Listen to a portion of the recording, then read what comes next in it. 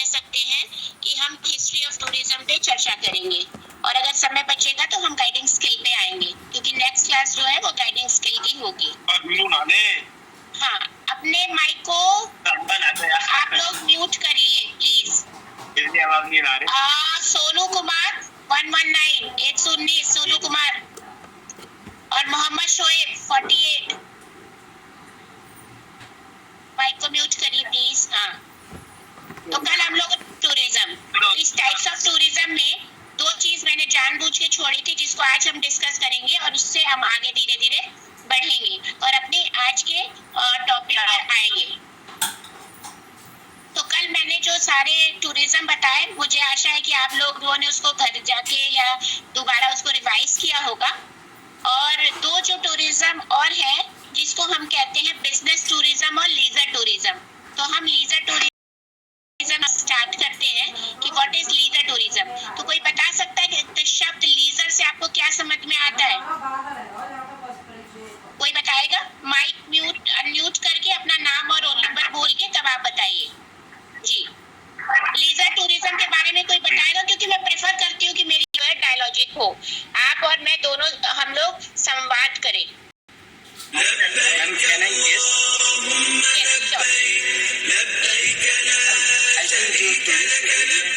वहाँ पे जो लेजर शो होता है उसी से लेजर टूरिज्म नहीं, लेजर इज ए डिफरेंट कर रहे हैं। ये होता है लेजर। 1 2 3 स्पेलिंग इज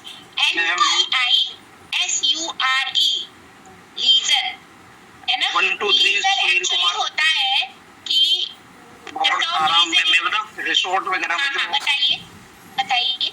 मैम ये ऐसा ग्रुप है वगैरह में बिल्कुल या एक इंडिविजुअल कहीं एक एक करके जाता है। हाँ, और इंडिविजुअल जो टूरिज्म जो एक अपने आनंद के लिए ग्रुप या एक इंडिविजुअल अपने आनंद के लिए अपने एक अट्रैक्शन को के लिए जाता है, तो उसको हम लोग अपने आनंद के लिए अपनी छुट्टियों में जाता है या अपने बहुत बढ़िया। बेसिकली जो है टूरिज्म का जो बहुत ब्रॉड पर्सपेक्टिव है, क्या है, एंजॉयमेंट ही है और आनंद ही है। और leisure tourism basically focused on the anand and enjoyment. इसलिए होता क्या है कि बताया गया कि हम लोग सब कोई ह्यूमन और अपनी रूटीन से कभी ना कभी अकता जाते हैं, तो उस डेली रूटीन लाइफ से एक ब्रेकअप लेते हैं और वो हम जाते हैं जिसमें सिर्फ और सिर्फ हम इंजॉयमेंट करते हैं, जो हमें अच्छा लगता है वो काम करते हैं, हमारी जो हॉबीज है वो करते हैं। अगर हमको कुछ पेंटिंग करना है तो हम उस जगह जाके अपने पेंटिंग करेंगे। अगर बुक पढ़ना पसंद है तो बुक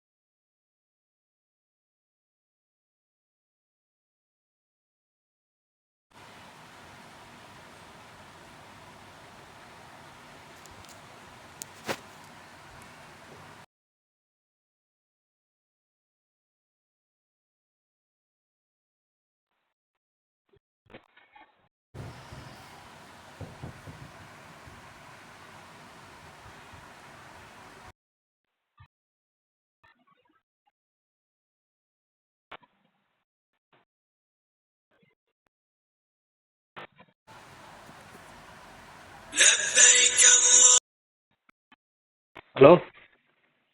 हाँ, ट्रेनिंग चल रही है, बीच में कॉल मत करेगा, ट्रेनिंग क्लास चल रही है।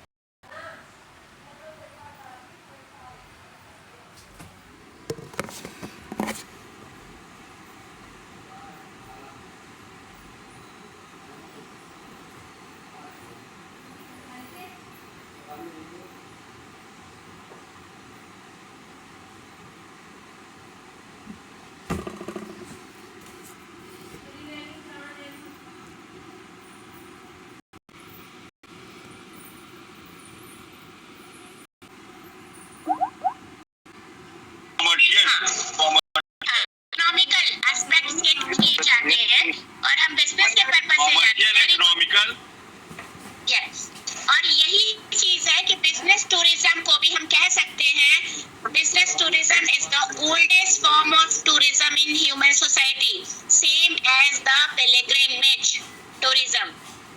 ठीक है, तो जैसे कि तीर्थ यात्रा पुराना है, उसी तरह व्यापार करने का जो पर्यटन है वो भी पुराना है।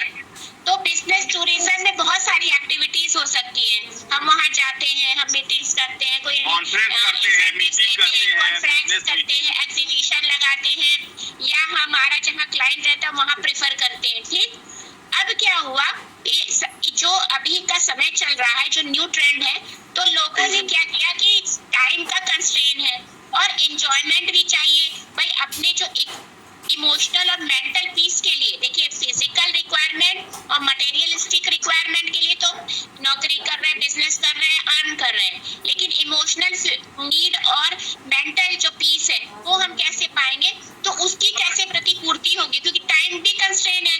तो अब एक नया ट्रेंड चल रहा है जिसको कहते हैं ब्लेजर, है ना?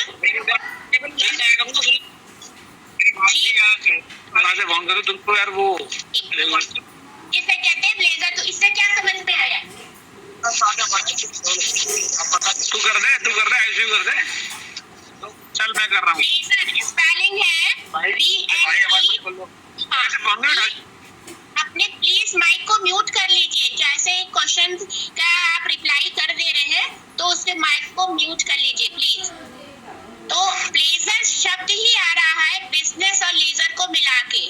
अब ब्लेजर ये सबसे मतलब इमर्जिंग ट्रेंड्स है अभी के एस्पेक्ट में, अभी के समय में, कि लोग क्या कर रहे हैं, वही डेस्टिनेशन चुन रहे हैं जहां पर वो अपना लीजर टाइम भी बिता सके और अपना बिजनेस मोटिव भी पूरा कर सके। तो business plus leisure is equal to bleisure, ये याद रखिएगा, BLEISURE,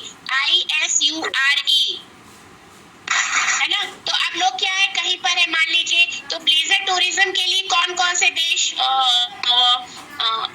इम्पोर्टेंट है, तो होता क्या है, जो बिजनेसमैन वगैरह होते हैं वो क्या करते हैं, अपने क्लाइंट से उनको अगर डील वगैरह करना होता है तो एक मीटिंग पॉइंट को वो डिसाइड करते हैं, चाहे वो दूसरा शहर हो या दूसरा कंट्री हो, और उसमें वो एक पैकेज के तौर पे देते हैं, और उनको ये एक लुभावना उनका अप्रोच होता है कि जो क्लाइंट है वो इम्प्रेस हो जाए उनसे और उनको बिजनेस डील दे। कभी कभी क्या करते हैं कि जो बिजनेस रन करते हैं वो अपने एम्प्लॉय को ऐसी जगह ले जाते हैं कि उनका घूमने वाला पर्पस भी सॉल्व हो जाए और वो लीजर टाइम भी एक्सपेंड कर ले, और दूसरा वो उनका जो बिजनेस वाला मोटिव है वो भी पूरा हो जाए। तो आप लोगों ने कोई उदाहरण आसपास अपना देखा है ब्लेजर टूरिज्म का? कोई बता सकते हैं? थाईलैंड में बहुत लोग थाईलैंड में करते हैं, भूटान में करते हैं, नेपाल जाते हैं और वहाँ पर मीटिंग करते हैं और घूमते भी हैं। मलेशिया जाते हैं, मालदीव जाते हैं, मॉरिशस जाते हैं। मलेशिया, मालदीव, क्योंकि ये जो जगह है घूमने वाली, वो क्या है, एक तो इनकी सीनिक ब्यूटी, नेचुरल ब्यूटी बहुत सुंदर है। मकाऊ, दुबई जाते हैं, मकाऊ जाते हैं, दुबई जाते हैं, फिजी जाते हैं, फिजी। हाँ, बहुत बढ़िया।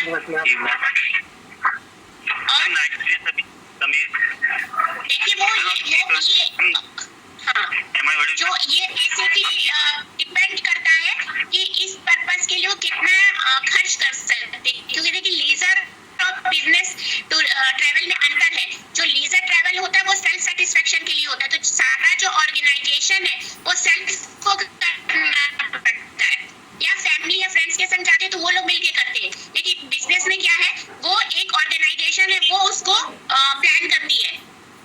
तो ब्लेजर में भी अब क्या है, जो HR वगैरह होते हैं कंपनी के, वो ऐसा है, क्योंकि आपने देखा होगा MNCs वगैरह में क्या ट्रेंड चल रहा है कि एक तरीके से MNCs मतलब मल्टीनेशनल कंपनीज है, उसमें एम्प्लॉयमेंट मिलता है, पैकेज भी बहुत अच्छा मिलता है, लेकिन MNCs वगैरह को ये पता है कि हमको कैसे एम्प्लॉय जो है उनकी एफिशिएंसी बढ़ा के उनसे ज्यादा से ज्यादा काम करवाना है, तो वो उनकी नीड, नेसेसिटी और माइंडसेट को पकड़ते हैं।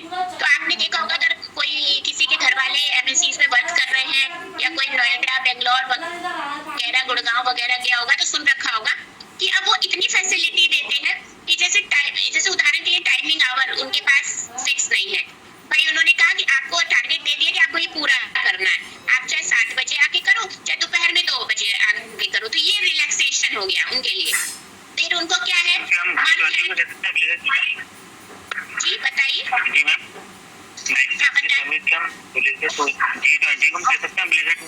सोने लग रहा है वो स्पोर्ट्स पर्पस से था, तो ये तो एक मतलब पूरे नेशन ने अपने यहाँ पर ऑर्गेनाइज किया था, वो ब्लेजर नहीं हुआ। जैसे कोई बिजनेस कंपनी हो, है ना, वो करे।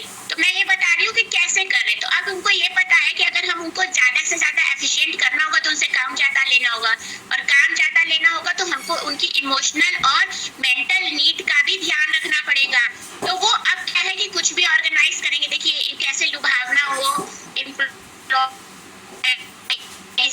वो देते हैं एक जैसे कह सकते हैं गिफ्ट टाइप कि हाँ भाई आप यहाँ रहेंगे तो आपको फॉरेन जाने का मौका मिलेगा, आप यहाँ पर आप बिजनेस डील करने जाएंगे, या साल में एक बार जो भी कॉन्फ्रेंस होगी वो होगी, चाहे वो अबू धाबी हो, चाहे वो दुबई हो, चाहे वो मालदीव हो, जहाँ भी हो, जहाँ भी उनको सूट करेगा, क्योंकि वो बिजनेस पर्पस भी सॉल्व होगा और घूमने का भी पर्पस सॉल्व होगा। और दूसरी बात है फिर उनको क्रैश वगैरह, जिससे मेल फीमेल दोनों काम करे तो बच्चे कहाँ रहेंगे, तो क्रैश वगैरह वहाँ पर खोल देते हैं। फिर क्या कहते हैं, वो मंथ एंड में सारे लोगों का जितने मंथ में बर्थडे होता है वो सेलिब्रेट करते हैं, उसके लिए आउटिंग पे ले जाते हैं, फैमिली आउटिंग होती है, सुडोकू कूपन होता है कि आप इस कूपन को चाहिए रेस्टोरेंट या किराना स्टोर में चाहिए, इसको आप चेंज कर सकते हैं। तो और आप बहुत सारे पैकेज में फैसिलिटी देते हैं, तो लगता है कि नहीं अरे ये तो बहुत अच्छी कंपनी, बहुत बढ़िया पैकेज है, लेकिन उनका अंडरलाइन जो मोटिव होता है वो होता है कि ज्यादा से ज्यादा उनके टाइम को और उनकी एफिशिएंसी को हम निचोड़े, क्योंकि उनका जो पर्सपेक्टिव है वो कैपिटलिस्ट है, पूंजीवादी पर्सपेक्टिव है। क्योंकि अगर आप, मैंने जैसे सुन रखा है और मैंने आज कुछ लोगों को जानती हूँ जो बैचलर्स वगैरह रहते तो वो क्या करते हैं, वहाँ काम घर पे कुछ नहीं करना है, वहाँ पर आपको मेस भी मिलेगा, कैंटीन भी मिलेगा, इवन जिम, स्विमिंग पूल, सारी चीजें होती हैं। तो बस सवेरे होता है, उठ जाते हैं, भाग जाते हैं ऑफिस, वहीं पे जिम करेंगे, वहीं पर नहाएंगे धोएंगे, नाश्ता करेंगे और फिर उसके बाद काम पे लग जाते हैं। तो क्योंकि कोरोना के बाद ऑनलाइन बिजनेस का भी जो ट्रेंड है वो चला है, तो बहुत लोगों को वर्क फ्रॉम होम भी मिल जाता है। तो इस तरीके से जो ब्लेजर वाला एक जो कॉन्सेप्ट है वो आज के समय में बहुत पॉपुलर हो रहा है। तो ये कल वाला छूटा था, तो अब हम लोग हिस्टोरिकल पर्सपेक्टिव में आते हैं। और हिस्टोरिकल पर्सपेक्टिव में अगर देखें तो हम शुरुआत में ये मानव जीवन जो था वो बहुत खूबसूरत था। पहले तो ऐसा कुछ स्थायी था नहीं, वो पहले से ही घूम रहा था, और लेकिन उसका पर्यटन और इस मतलब कुछ नहीं था। वो जैसे एक और लिविंग ऑर्गेनिज्म घूमते हैं, खाना खोजते हैं, क्योंकि एक स्थायी तो नहीं था। ये तो पर्यटन जब आया होगा, जब एक जगह घर हो गई और वही डेली लाइफ में रह रहे हैं, और फिर वहां से कुछ अपना अलग करना है, चाहे वो हमें अपना फ्रस्ट्रेशन हटाना है, चाहे हमको सेटिस्फाई होना है, चाहे एंजॉयमेंट करना है ना, या कुछ अलग एक्साइटमेंट करना है, या कुछ ऐसा थ्रिल वाला एक्टिविटी करना है। ये सारी चीज जब हुई होगी तब ये पर्यटन धीरे धीरे आया होगा। तो इसका हम लोग इस पे चर्चा कर लेते। इसमें एक चीज और छूट गई जिसको हम कह रहे थे, आजकल एक और ट्रेंड है वर्ल्ड में कि जो एडवेंचर टूरिज्म के अंतर्गत सबसे ज्यादा जो हार्ड होता है टूरिज्म, वो है वोल्केनो देखना। लोग वोल्केनो मतलब जो एक्टिव वोल्केनो मतलब ज्वालामुखी को देखना भी पसंद करते हैं। तो बहुत टफ होता है, कभी कभी उसमें चल के जाते हैं बाइक वगैरह से, और कभी कभी हेलीकॉप्टर में अपने पेट पे रस्सी वगैरह बांध के वो लटका के दिखाया जाता है।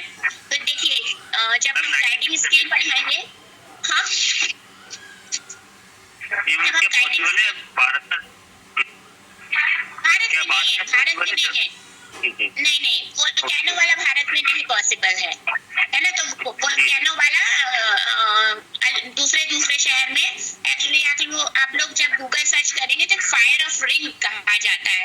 तो एक जो रिंग बनाता है पूरे वर्ल्ड में, वहीं पर करीब 70 से 80% जो है वो वोल्केनो पाए जाते हैं। उसमें से कुछ वोल्केनो वोल्केनो है जो टूरिस्ट के लिए मतलब है, वहाँ टूरिस्ट जाते हैं जिनको थ्रिल और एक्साइटमेंट चाहिए कि वोल्केनो कैसा होता है, तो वो देखने वो जाते हैं। तो ये इटली वगैरह में है, जापान में है, यूएसए में है। तो लेकिन ये है कि ये जो थ्रिल सीकर होते हैं ना वो जाते हैं। तो वोल्केनो टूरिज्म भी अपने आप में है। जैसे ये वर्ड आपके लिए नया होगा। देखिए जब मैं आपको गाइडिंग स्किल पढ़ाऊंगी तो टाइप ऑफ टूरिज्म पढ़ाऊंगी, तो गाइड सिर्फ ऐसा नहीं है कि जो जाते हैं वोल्केनो नेशनल पार्क भी है। हाँ वोल्केनो नेशनल पार्क एकदम तो वो वोल्केनो नेशनल पार्क ही इसलिए कि वहां पर टूरिस्ट जाए और उसको देखे। तो ये हवाई में है। हवाई में हाँ, जैसे स्पेन में है, स्पेन में कम्ब्रे है, वो वोल्केनो वहां पर लोग जाते हैं, टूरिस्ट जाते हैं।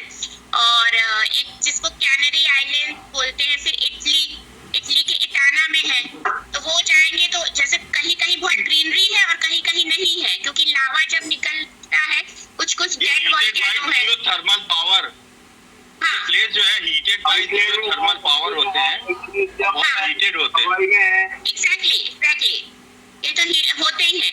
फिर सिसिली में है, सिसिली में भी लोग जाते हैं वोल्केनो देखने।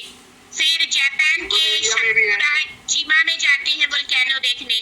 तो ये सारे जो है वोल्केनो देखने का डेस्टिनेशन है। तो वोल्केनो टूरिज्म भी बहुत पॉपुलर है। इंडिया में नहीं है क्योंकि इंडिया में एक ही जगह है ज्वालामुखी, जो अंडमान निकोबार में है, एक्टिव ज्वालामुखी, बाकी कहीं नहीं है। लेकिन ये फॉरेन में वोल्केनो देखने का भी ट्रेंड है। हाँ, इंडोनेशिया में है। हाँ, इंडोनेशिया में है, फिर मैक्सिको में है। तो ये जो वोल्केनो और इनके स्पेसिफिक जो एडवेंचर टूरिज्म होते हैं, इनके स्पेसिफिक गाइड्स होते हैं।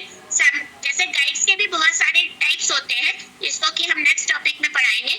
तो गाइड के जो विभिन्न प्रकार होते हैं, उसमें वोल्केनो गाइड बहुत ट्रेन गाइड होते हैं। और जैसे स्काई डाइविंग वगैरह करते हैं तो बिना गाइड के आप नहीं कर सकते, बिना उनकी मदद के नहीं कर सकते, वो चाहिए ही चाहिए। वो रेस्क्यू कराते हैं, वो इस चीजों से रेस्क्यू भी कराते हैं लोगों को। एग्जैक्टली। तो ये सारी चीज बहुत हार्ड टूरिज्म में आ गए। जैसे मैंने बताया था ना कि सॉफ्ट और हार्ड होते हैं, जिसमें कम डेंजर होता है, जिसमें हाई डेंजर होता है। तो वोल्केनो टूरिज्म भी अपने आप में फ्लरिश करता है वर्ल्ड में, और जो इसको थ्रिल और एक्साइटमेंट जिसको ज्यादा पसंद है वो वहां पर जाते हैं। तो अब हम लोग चर्चा कर रहे हैं कि क्या इतिहास रहा होगा। तो जैसे हम इतिहास की बात कर रहे थे, तो शुरुआत में क्या है, मनुष्य जो घुमंतु जीवन जीता था, उसके पास स्थायित्व नहीं था। जहाँ जितना मिला खाया पिया, खत्म हुआ, फिर आगे बढ़ गया, जैसे बाकी प्राणी करते हैं। लेकिन स्थायित्व तब आया कि जब लगा कि हाँ नहीं, अब हमारे जीवन में खेती बाड़ी की शुरुआत हुई, लोगों ने खेती करना शुरू किया, या पशुपालन समझ में आया। देखिए खेती बाड़ी से पहले पशुपालन आया। तो जब पशुओं को लेके घूमा नहीं जा सकता, मनुष्य अकेले रह नहीं सकता, उसको ग्रुप में ही रहना है। और जब खेती की शुरुआत हुई तो ये समझ में आया कि जमीन की इम्पोर्टेंस बढ़ गई। बात समझ में आ रही? और जमीन की इम्पोर्टेंस बढ़ी, तभी स्थायित्व आया, तभी मनुष्य जो है एक जगह रहना शुरू हुआ। और जब एक जैसे जगह रहना शुरू हुआ, इसका डिबेट किसी और क्लास में हम बताएंगे। लेकिन इतना जान लीजिए कि जब स्थायित्व आया, उसके बाद रहना शुरू हुआ, फिर फैमिली जैसा इंस्टीट्यूशन आया, शादी ब्याह होने लगे, परिवार हुआ, समाज का गठन हुआ, उसमें नियम कानून, रूल रेगुलेशन, मोरल्स, वैल्यूज, ये सारा चीज, एथिक्स वगैरह का धीरे धीरे निर्माण हुआ। तब धीरे धीरे पर्यटन भी शुरू हुआ। तो सबसे पुराना है कि लोग एक जगह से दूसरे जगह जाएंगे क्यों, तो दो ही पर्पज उसके मेन थे। एक था व्यापार, एवोल्यूशन ऑफ ह्यूमन। हाँ, एवोल्यूशन ऑफ ह्यूमन। आपकी आवाज कट के आ रही, मुझे समझ नहीं आ रहा, आप क्लियर बोलिए। एवोल्यूशन ऑफ ह्यूमन जो आप बता रही हैं कि हाँ, ह्यूमन से एक दूसरी जगह जाते थे, वंडर करते थे फूड के लिए और लिविंग के लिए, कि उसको नोमैडिक कल्चर बोलते थे। जी, उसको नोमैडिक कल्चर बोलते थे। तो जो ऐसे कहते ना, धीरे धीरे जब तक घुमंतु जीवन था, तब तक सिविलाइजेशन नहीं हुआ था। तो सिविलाइजेशन का भी धीरे धीरे निर्माण हुआ, क्योंकि देखिए जब हम कल्चर की क्लास करेंगे तब हम कल्चर और सिविलाइजेशन पे जाएंगे, तो अलग अलग सिविलाइजेशन का गठन हुआ, अलग अलग जगह हुआ। लेकिन क्या है कि सबसे पहले अगर जब स्थायित्व आए तो दो ही कारण नहीं होंगे। देखिए कारण ही रहते कि हम एक जगह से दूसरे जगह क्यों जाते हैं। तो सबसे पहला कारण रहा है व्यापार। व्यापार व्यापार के लिए लोग एक जगह से दूसरे जगह जाते थे, क्योंकि ये पता है कि कहीं कहीं जैसे अभी क्या है, अभी टूरिज्म में है, अगर आप पर्यटन विभाग की साइट पर जाएंगे तो आपको दिखेगा 1 डिस्ट्रिक्ट 1 प्रोडक्ट। ये सुन रखा है कि नहीं? जब क्राफ्ट सर्किट पढ़ाएंगे तो उसमें हम ये पढ़ाएंगे। हाँ, तो हर जगह का एक कुछ कर लिया गया है और उसको प्रिजर्व करके प्रमोट किया जा रहा है। तो अब क्या होगा कि मान लीजिए गोरखपुर का टेराकोटा बहुत प्रसिद्ध है, मिर्जापुर का, हाँ, कि कोई कुछ कह रहा है तो बताइए। ये अच्छा OD exactly 1 district 1 product, ODOP, very good. तो और कोई कुछ बोलना चाहता है? बोल ले। इलाहाबाद का जूट है, जूट।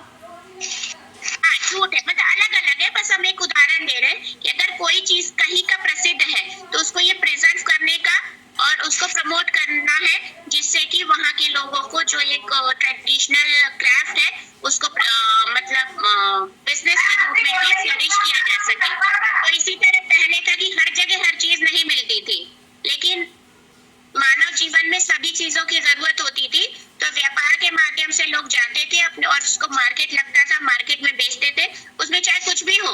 अगर आज भी आप देखें तो मैं बटेश्वर मेला वगैरह क्या है, ये सारे मेले जो है, मेले ही पहले एक गैदरिंग की जगह होती थी, लोग वहां पर इकट्ठा होते थे, क्योंकि पहले समय में ऐसी टेक्नोलॉजी नहीं थी कि हम लोग बिजनेस जो है घर बैठ के ऑनलाइन कर ले। वहाँ पर कुछ नहीं था, लोगों को मतलब कॉन्क्रीट वे में एक जगह से दूसरी जगह अपने सामान को लेके जाना पड़ता था। ट्रांसपोर्टेशन की भी सुविधा नहीं थी, तो लोग व्यापार के लिए निकलते थे तो बहुत दिनों बाद वापस आते थे। ऐसा सुन रखा है कि नहीं? Yes ma'am. हाँ, तो व्यापार के लिए जाते थे और हाँ हाट लगती थी मैम, दूर दूर रिहायशी इलाकों में, वहाँ पे लोग जाके व्यापार करते थे। हाँ, और रिहायशी इलाका नहीं, हम नगर या शहर या देश कह सकते थे।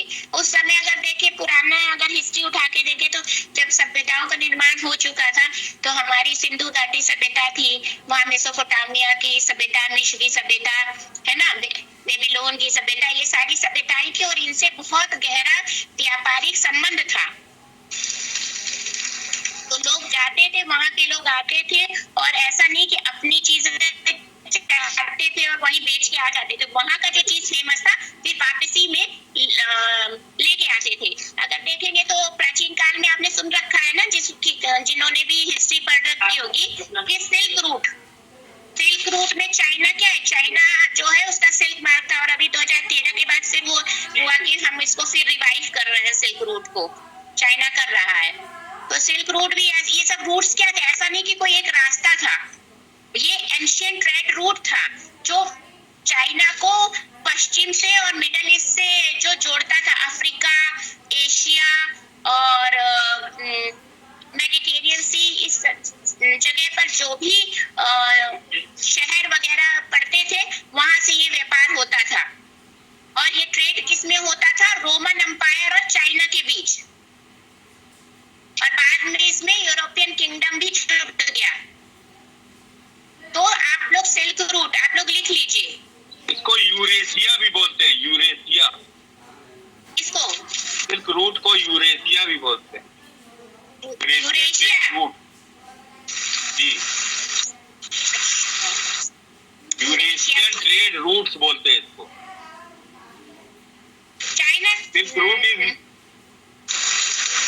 चाइनीज, ये मिड 15th सेंचुरी में हुआ था, इसको जो है यूरेशियन ट्रेड रूट भी बोलते हैं।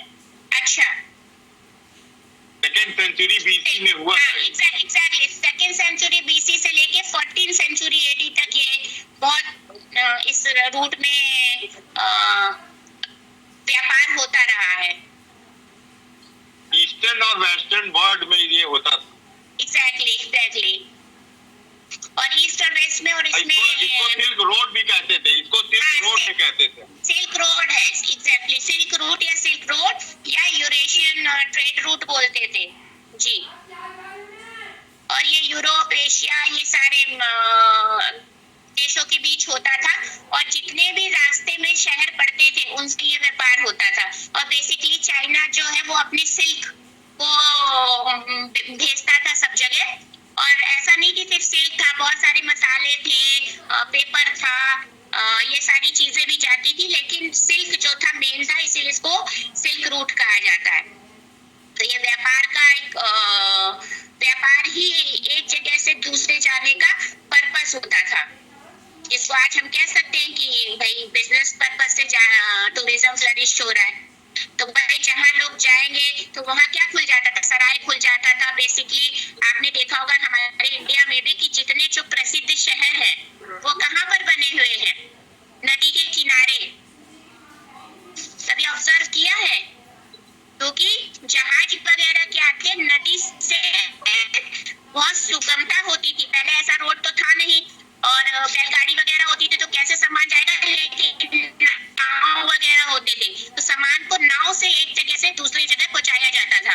तो इसीलिए जितने जो शहर है, आप चाहे वो मथुरा वृंदावन देखिए, चाहे वो बनारस देखिए, अयोध्या देखिए, अपनी यूपी का ही देख लीजिए, सब नदी के किनारे हैं, है कि नहीं है? हरिद्वार है, कानपुर है, सब है, सब नदी के किनारे। क्यों? क्योंकि नदी से आवागमन की सुविधा थी, व्यापार करने की सुविधा थी। समझ रहे हैं? तो इसको हम ऐसे समझ सकते हैं। फिर अगर हम देखें तो दूसरा जो था जो पर्पस होता था घूमने का, वो था तीर्थाटन। तीर्थाटन मतलब जहाँ भी तीर्थ की जगह होती थी वहां पर जाना। जैसा कि कल मैंने बताया था, आप लोग में से कोई बताएगा जो मैंने कल बताया था वर्णाश्रम व्यवस्था क्या है, और किस आश्रम में लोग बाहर घूमने जा रहे थे? गृहस्थ आश्रम के बाद, गृहस्थ आश्रम के बाद जो आश्रम होता है उसमें लोग जाते हैं बाहर घूमने। हाँ, तो क्या कौन उस आश्रम का कौन क्या नाम है? टूरिज्म बताया था। हाँ? वानप्रस्थ 1 2 3 वानप्रस्थ आश्रम, वानप्रस्थ आश्रम 1 2 3। वानप्रस्थ सही शब्द से ही आप बहुत सही, वानप्रस्थ से ही समझ में आ रहा है कि अब गृहस्थी निभानी 50 साल की उम्र तक, और अब अपनी जिम्मेदारियों से मुक्त होके वहाँ का मोह माया छोड़ना है, मटेरियल सुख का मोह माया छोड़ना है। तो इसलिए वानप्रस्थी हो जाओ। तो वानप्रस्थ मतलब सिर्फ जंगल घूमना नहीं होता था, मतलब अपने घर से दूर जाइए, क्योंकि पहले ऑब्वियस जंगल बहुत होते थे, लेकिन तीर्थ यात्रा पे जाइए, आप अपने गुरुकुल में जाइए, आप अपने स्पिरिचुअल लाइफ को एक्सप्लोर करिए। तो जब स्पिरिचुअल लाइफ में जाएंगे तो आप इस मोह माया से दूर हो जाएंगे। तो जो सिस्टम बना था ना, वो बहुत अल्टीमेट सिस्टम था। जैसे उसमें कुछ विकृतियां आई जिससे वो गड़बड़ हो गया, लेकिन अपने आप में देखिए, अगर वर्णाश्रम व्यवस्था को देखेंगे तो जनरेशन क्लैश भी नहीं होता था। अब गृहस्थ आश्रम में अगर कपल रह रहे हैं तो उनका बच्चा गुरुकुल चला गया, है ना, और जो उनके माता पिता थे वो वानप्रस्थी हो गए, तो क्लैश हो ही नहीं रहा है। और इस आश्रम को सभी आश्रमों का नींव कहा गया है, या नींव कही गई है, बताइए किस आश्रम को कहा गया है? गृहस्थ आश्रम। Very good. गृहस्थ आश्रम से ही सभी पुरुषार्थों की प्रतिपूर्ति होती है, जिसमें प्राप्ति होती है, जैसे कि धर्म, अर्थ, काम, ये जो तीन है वो हम गृहस्थ आश्रम ही बेस है। क्योंकि अगर ब्रह्मचर्य में कोई गुरुकुल में रह रहा है तो उनके भोजन पानी की व्यवस्था गृहस्थ आश्रम वाले करेंगे। अगर कोई जी, तो गृहस्थ आश्रम में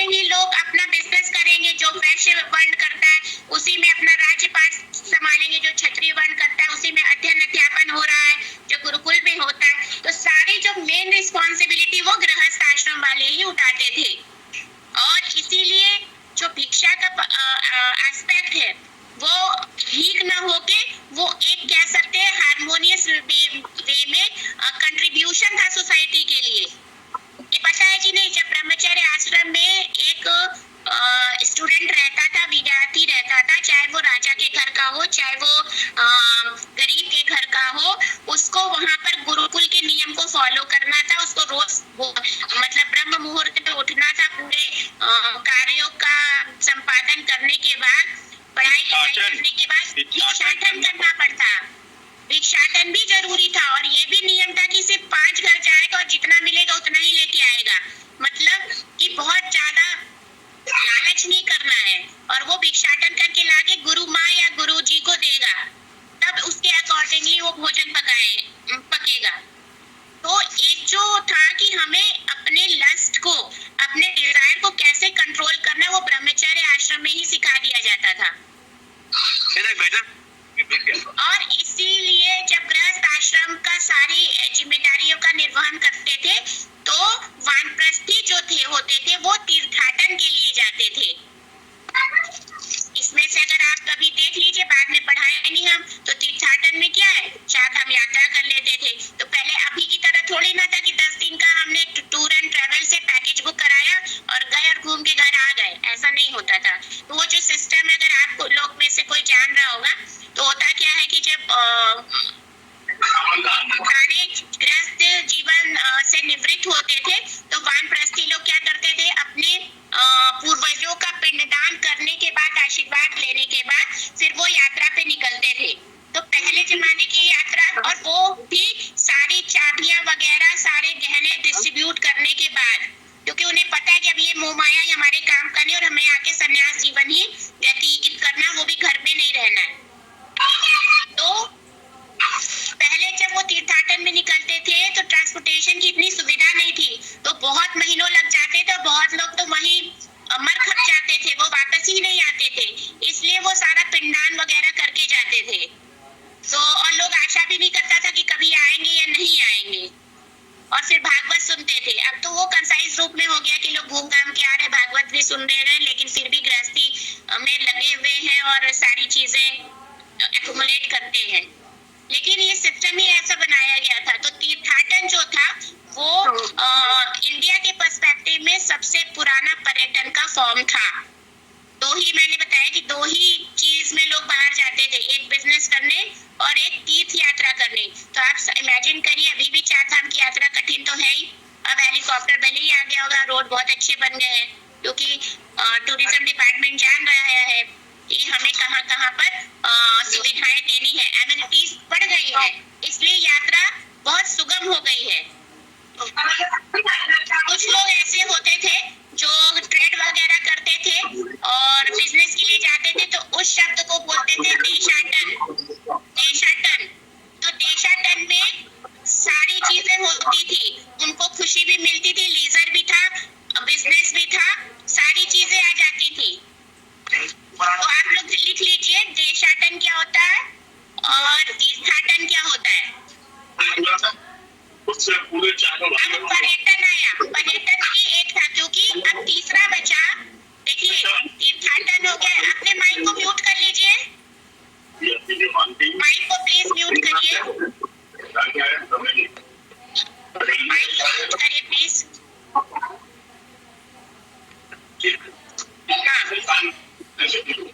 माइक को म्यूट करिए। और तीसरा जो ऑब्जेक्टिव था घूमने का, वो था एजुकेशन। एजुकेशन, जो पर्यटन का मतलब ही होता है परिपथ, पर्यटन, अराउंड, चारों तरफ, परिटह और आटन से मिलकर पर्यटन बना है, मतलब अराउंड एंड गोइंग। किसका गुल्ला है? मैं अभी रिमूव कर दे रही हूँ। सोनू कुमार जी सुन नहीं रहे हैं, इनको मैं रिमूव कर दे रही हूँ। और किसका खुला है? दानिश इकबाल, अब सुनना नहीं। और किसका खुला है? नवेदुल्ला हसन। बस अब ठीक ठीक। तो पर्यटन की बात बता रही थी। तो पर्यटन में क्या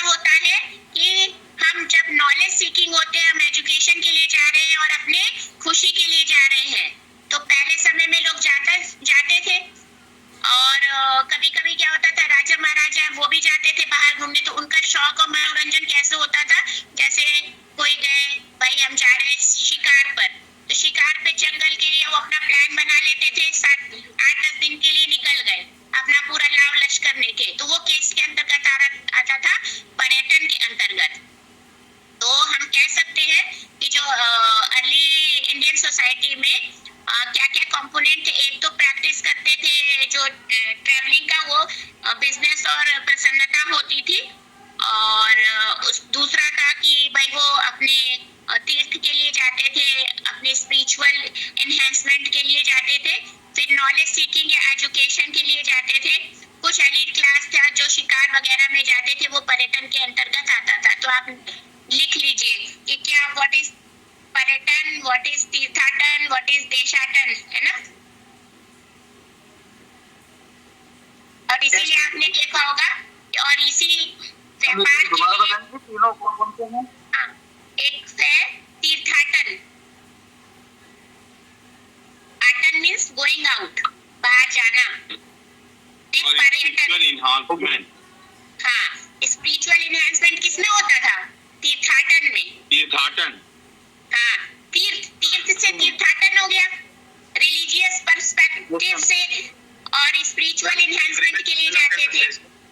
हाँ, पिलग्रिमेज टूरिज्म। हाँ, पिलग्रिमेज टूरिज्म है, आज का पिलग्रिमेज टूरिज्म है। अभी तो क्या है ना कि मल्टी पर्सपेक्टिव टूरिज्म हो गया है, आप एक जगह जाएंगे लेकिन सब चीज का आनंद उठाएंगे। देखिए, इस पे फोकस किया जा रहा है। अगर आप बनारस जा रहे हैं तो वहाँ सिर्फ गंगा में डुबकी लगा के और मंदिर दर्शन करके वापस नहीं आएंगे, आप समय देख लीजिए कि किस समय क्या होता है। तो अगर आप अक्टूबर से लेके मार्च के बीच में जाएंगे तो आपको बहुत सारे कंसर्ट होते हुए दिखेंगे, बहुत मेले वहाँ पर लगेंगे। फिर वहाँ पर आप देखेंगे कि कार्तिक मास में वहाँ पर एडवेंचर टूरिज्म के तहत हॉट एयर बलून राइड भी करवाते हैं। और आप तो रिलीजियस, आपका कोर पर्सपेक्टिव तो रिलीजियस है, लेकिन उसके अतिरिक्त आप पूरा अपने खुशी और लीजर का टाइम भी स्पेंड कर सकते हैं। घाट के ऊपर बहुत अच्छे अच्छे होटल वगैरह हैं कि आप आराम से बैठिए और गंगा के किनारे के सीनिक का आनंद उठाइए और उसमें अपने हिसाब की चीजें कर सकते हैं। इस तरीके से क्या हो गया कि मल्टी एस्पेक्ट्स चीजें आप पूर्ति कर सकते हैं। और अगर आप बनारस आए तो आसपास की जगह जरूर घूमेंगे जो हिस्टोरिकल या कल्चरली बहुत फेमस है, तो आप उसको भी देखना चाहेंगे। वहां जाएंगे तो आप चाहेंगे कि बनारस, हाँ, मल्टी पर्सपेक्टिव या मल्टी, हाँ वही बताए, टूरिज्म एस्पेक्ट्स उसके अलग अलग हो सकते। तो ये अप्रोच चल रहा है। अब ऐसा नहीं कि आप तीर्थ यात्रा करने जा रहे हैं तो एक बार बनारस जा रहे हैं, फिर आपको आनंद उठाना है तो कहीं और जा रहे हैं, नहीं, ऐसा नहीं। तो अब कवायद ये है कि एक ही जगह आपको हर खुशी मिल जाए, आपके हर जो आपकी नीड है वो पूरी हो जाए। तो इस पर फोकस किया जा रहा है, तो ये ध्यान रखिएगा।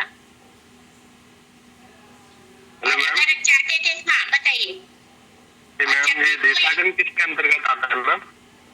देशाटन मतलब क्या हुआ, देश मतलब क्या, शहर, वो देश, कंट्री, है ना। और आटन मतलब गोइंग आउट, तो पूरे कंट्री में घूमना। तो पूरे कंट्री में वैसे तो घूमेंगे नहीं, हमारा कुछ पर्पस होगा। तो मेन पर्पस क्या था, ट्रेड और कॉमर्स, है ना। हमारा बेसिक ऑब्जेक्ट क्या था कि हमको इकोनॉमिक गेन करना है, हमको प्रॉफिट करना है। हम जाएंगे, घूमेंगे, अपने मार्केटिंग करेंगे, तभी तो चीजें बेच के पैसे कमाएंगे। तो ये ज्यादातर देशाटन जो होता था पुराने समय में वैश्य वर्ग लोग करते थे, क्योंकि वैश्य वर्ग के लोगों को ही इकोनॉमिक चीजें करने का मतलब अलॉटेड था वर्ग, क्योंकि कर्म के आधार पर वर्ण व्यवस्था थी ना। तो और इसमें बहुत सारे अब ये है कि जब कोई टूरिस्ट बाहर जाता है तो क्या क्या चीजें अरेंजमेंट करनी पड़ती है। तो होता क्या है कि ट्रैवल अरेंजमेंट करना है कि वो जाएगा कैसे, और जहाँ वहाँ जाएगा तो रुकेगा कहाँ पर, और रुकेगा तो वो खाएगा क्या, और खाएगा और साथ में उसको अपनी प्रसन्नता के और प्लेजर के लिए उसको क्या है, एंटरटेनमेंट कैसे करेगा।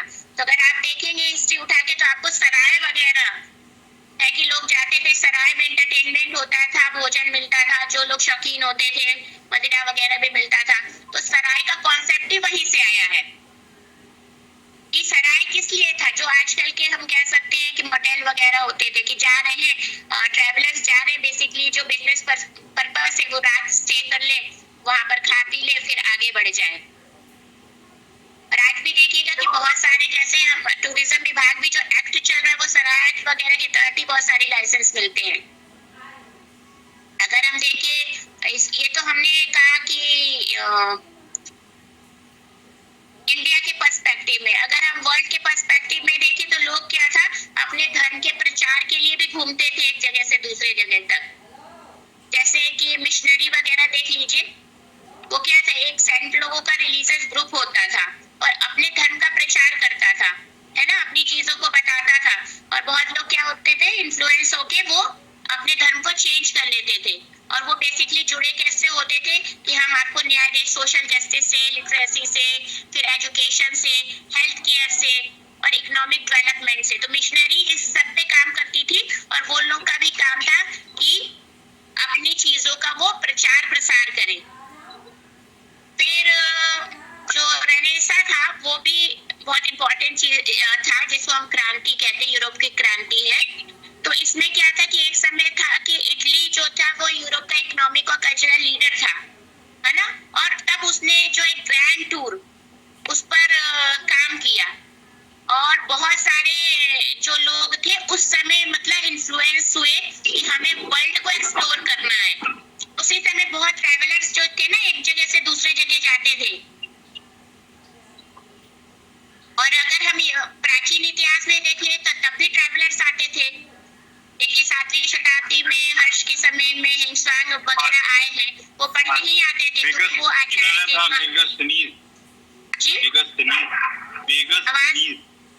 मैं समझ नहीं पा रही हूँ आप क्या बोल रहे हैं। मेगास्थनीज भी आया। मेगास्थनीज तो बहुत प्राचीन भारत में आया था, क्योंकि जब भी कोई राजा वगैरह आते थे और दूसरे जगह आक्रमण करते थे तो उनके संग बहुत सारा लाव लश्कर चलता था।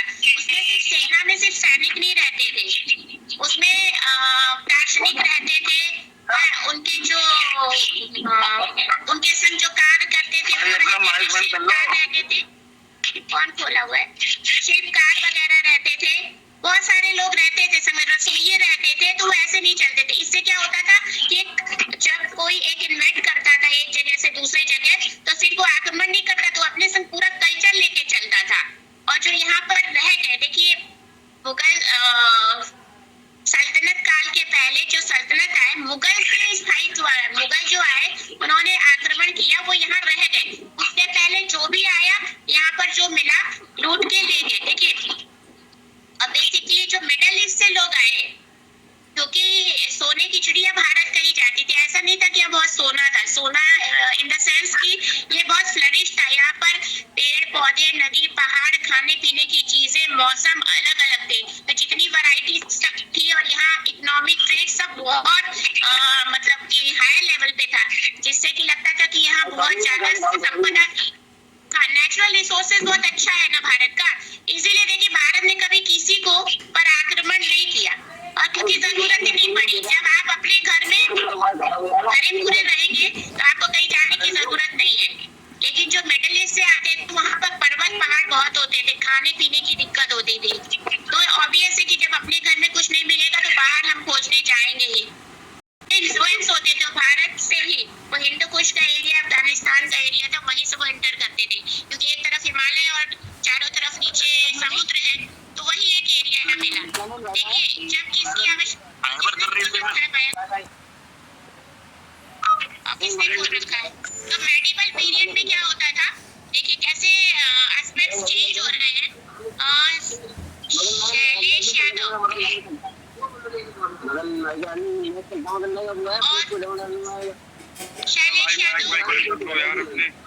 और किसी का तो नहीं खुला है। शहबाज जी प्लीज माइक म्यूट करिए। और कौन है? देखिए जब मेडिवल पीरियड में हम लोग आते हैं तो घूमने का और कल्चरल एक्सचेंज का और लोगों के आने का एस्पेक्ट्स बदल जाता है। जैसे आक्रमणकारी आए तो वो अपने संग बहुत चीजें लाए, है ना, इसीलिए वो कल्चर स्टैब्लिश हो गया यहाँ पर। और एक मेल्टिंग पॉट थ्योरी होती है, जैसे होता है ना कि